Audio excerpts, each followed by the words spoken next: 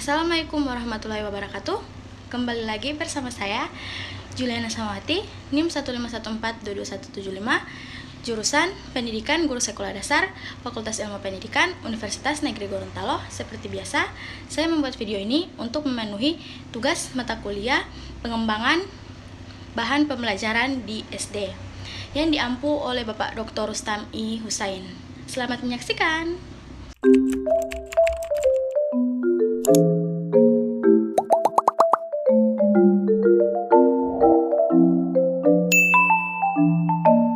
Baiklah, langsung saja ke pembahasan yang pertama, yaitu pengertian media grafis. Media grafis yang dimaksudkan dalam tulisan ini ialah seni atau ilmu menggambar, terutama diartikan untuk menggambar mekanik, juga diartikan sebagai penjelasan yang hidup, penjelasan yang kuat atau penyajian efektif. Grafis yang kuat atau penjelasan penyajian melalui media pembelajaran dapat dilakukan dengan mengombinasikan fakta-fakta, gagasan-gagasan secara jelas dan kuat melalui perpaduan antara ungkapan kata-kata dan gambar. Pengertian yang sama juga dikemukakan oleh Nana Sujana bahwa grafis adalah media pembelajaran yang terdiri atas lambang-lambang, titik-titik, dan simbol serta garis-garis yang menghubungkan variabel yang satu dengan yang lainnya. Media grafis dapat diartikan sebagai media yang bersifat dua dimensi atau dengan kata lain dapat dilihat dari dua sisi. Media grafis merupakan salah satu media untuk mengungkap proses serta menyusun kembali informasi yang diperoleh lewat indera penglihatan dan pendengaran, lalu disajikan kembali secara grafis atau dalam bentuk grafis, baik itu berupa objek atau gambar atau kata-kata. Media grafis merupakan media visual yang menyajikan ide atau fakta atau gagasan lewat penyampaian kata-kata, kalimat, angka, hingga simbol atau gambar. Media visual yang menampilkan ide, fakta, atau gagasan melalui penggunaan indera penglihatan dan pendengaran dan menyajikan informasi grafis atau dalam bentuk objek, gambar, atau kata-kata. Istilah media grafis mengacu pada media yang hanya dapat dilihat dari dua sisi. Selanjutnya yaitu macam-macam media grafis. Yang pertama, bagan.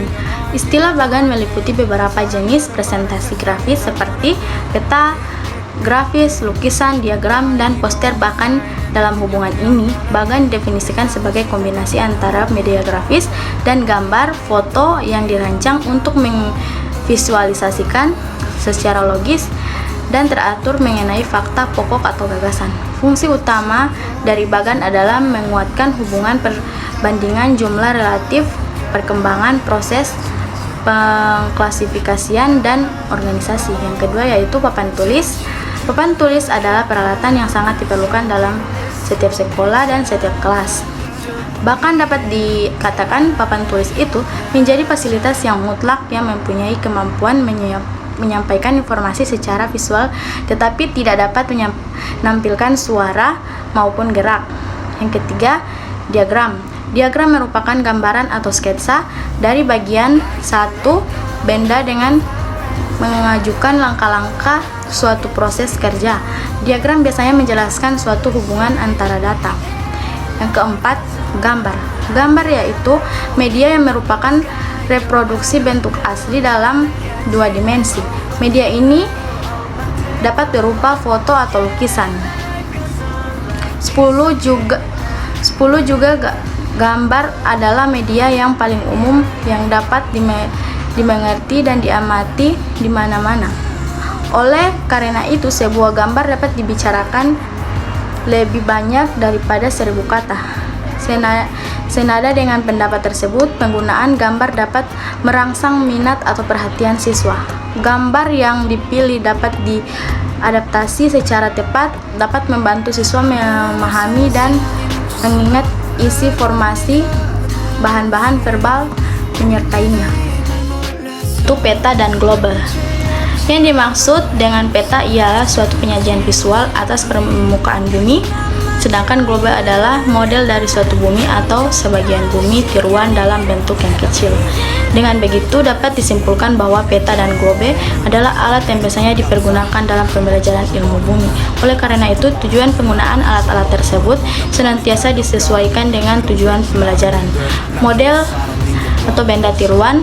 Model atau benda tiruan ini dibutuhkan dengan asumsi bahwa keterbatasan dan keterkaitan kita kepada ruang dan waktu tidak memungkinkan untuk memperoleh perekaman langsung mengenai semua hal. Banyak hal-hal yang jauh tempatnya atau terjadi pada waktu yang lama yang tidak dapat kita alami secara langsung. Misalnya peristiwa masa lalu, keadaan dalam gunung berapi, bentuk bola bumi, kerja jantung, kehidupan bakteri, dan sebagainya. Yang keenam, poster. Sajian kombinasi visual yang jelas, menyolok dan menarik dengan maksud untuk menarik perhatian orang yang lewat. Poster media yang kuat dengan warna serta pesan dengan maksud untuk menangkap perhatian orang lewat, tetapi cukup lama menanamkan gagasan yang berarti dalam ingatannya. Di masyarakat, poster lebih banyak digunakan untuk propaganda bisnis, sosial, dan penanaman nilai di masyarakat. Poster dalam pendidikan biasanya sengaja dipasang di lingkungan sekolah agar siswa dapat berperilaku positif, disiplin yang baik, dan memiliki pengetahuan tentang suatu hal. Yang ketujuh, papan flanel. Papan yang berlapis kain flanel untuk menyajikan gambar atau kata-kata yang mudah ditempel dan mudah pula dilepas. Papan flanel adalah media grafis yang efektif dan untuk menyajikan pesan-pesan tertentu kepada sasaran tertentu pula. Papan berlapis kain flanel ini dapat dilipat sehingga praktis. Materi yang ketiga yaitu penerapan media grafis dalam penggunaan pembelajaran. Penggunaan media grafis dalam pembelajaran dapat meningkatkan pemahaman, keterlibatan, dan motivasi siswa. Mereka memfasilitasi pemahaman yang lebih baik melalui visualisasi konsep, memperkaya materi pembelajaran, dan mendukung gaya belajar yang beragam. Penerapan media grafis dalam proses pembelajaran di kelas dapat membantu meningkatkan pemahaman siswa, meningkatkan keterlibatan, dan membuat pembelajaran lebih menarik. Penerapan media grafis dalam proses pembelajaran di kelas memungkinkan siswa untuk belajar dengan cara lebih visual, memperjelas konsep, dan meningkatkan keterlibatan mereka dalam pembelajaran. Hal ini dapat membantu mempermudah pemahaman siswa, meningkatkan retensi informasi, dan membuat pembelajaran lebih menarik dan interaktif. Penggunaan media grafis dan pembelajaran. Yang pertama, grafik. Grafik divisualisasikan dengan bantuan objek dalam bentuk garis, batang, dan gambar. Menampilkan pesan dalam bentuk seperti itu mempermudah penyerapan informasi oleh siswa. Terlebih jika gambar tersebut sudah dikenali siswa sebelumnya. Grafik paling baik digunakan oleh dalam pembelajaran pada materi berupa ringkasan pembelajaran setelah siswa memperoleh informasi lain dari berbagai sumber, baik buku atau penjelasan sebelumnya dari guru sendiri. Yang kedua, bagan. Pemilihan bagan yang akan disajikan di kelas tentu saja harus berkaitan dengan materi yang akan disampaikan. Guru yang kreatif dapat merancang bagan sendiri dengan terlebih dahulu menganalisis materi dan mempersiapkan untuk dibuat dalam bentuk bagan. Bagan yang baik haruslah memiliki kesesuaian dengan materi, tidak miskonkep atau tidak dapat kesalahan konsep. Data atau informasi. Selain itu harus menarik yang ditandai dengan pemilihan warna yang tepat, harmonis, dan tidak terkesan terlalu ramai. Informasi yang disajikan dalam bentuk kelas memiliki keterbacaan tinggi sehingga dalam jarak agak jauh masih terbaca dengan baik. Yang ketiga yaitu komik. Begitu maraknya komik di masyarakat dan begitu tingginya kesukaan anak-anak terhadap komik, hal tersebut mengalami untuk dijadikan komik sebagai media pembelajaran. Salah satu kelebihan dari komik seperti penelitian yang dilakukan, diketahui bahwa anak-anak yang membaca komik lebih banyak, misalnya dalam sebulan minimal 1 buah buku komik, maka sama dengan membaca buku-buku pelajaran dalam setiap tahunnya. Hal ini berdampak pada kemampuan membaca siswa dan penguasaan kosakata jauh lebih baik dari siswa yang tidak menyukai komik. Hal inilah yang juga menginspirasi komik yang isinya materi-materi pembelajaran. Kecenderungan yang ada siswa tidak begitu menyukai buku-buku teks apalagi yang tidak disertai gambar dan ilustrasi yang menarik. Padahal secara empirik siswa cenderung lebih menyukai buku yang bergambar, yang dipenuhi warna dan divisualisasikan dalam bentuk realistis maupun kartun. Komik pembelajaran diharapkan mampu meningkatkan minat siswa untuk membaca sehingga pada akhirnya mampu meningkatkan hasil belajar siswa. Yang keempat, poster. Menggunakan poster untuk pembelajaran dapat dilakukan dengan dua cara. Yang pertama, digunakan sebagai bagian dari kegiatan belajar mengajar. Dalam hal ini, poster digunakan saat guru menerangkan sebuah materi kepada siswa. Begitu halnya siswa dalam mempelajari materi menggunakan poster yang disediakan oleh guru.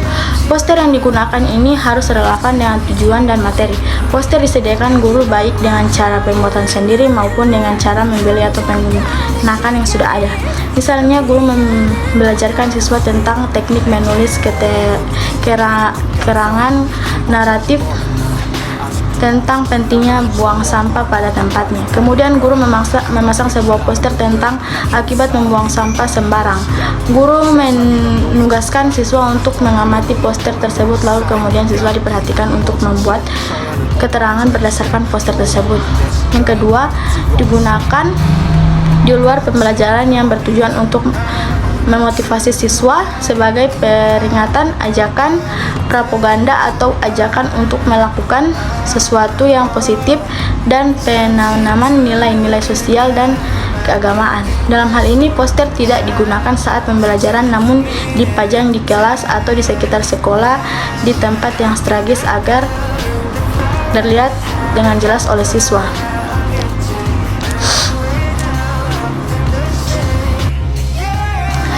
Materi yang terakhir yaitu kelebihan dan kekurangan media grafis.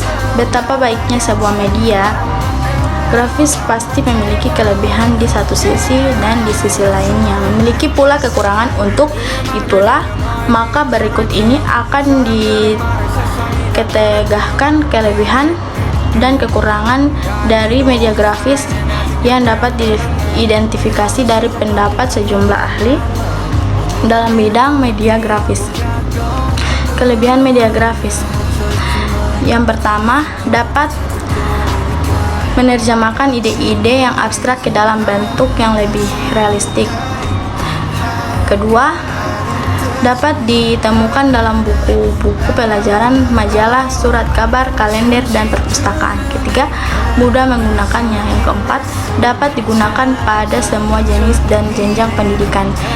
Yang kelima, menghemat waktu dan tenaga dan juga menarik perhatian siswa.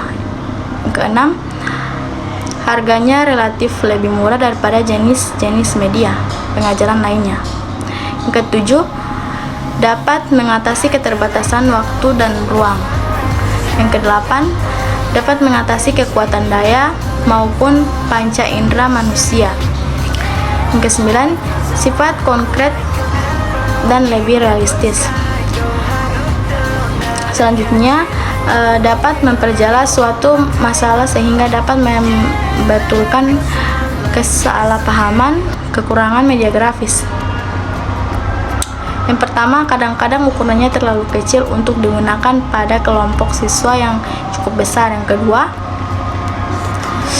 umumnya hanya dua dimensi yang tampak sedangkan dimensi yang lainnya tidak jelas.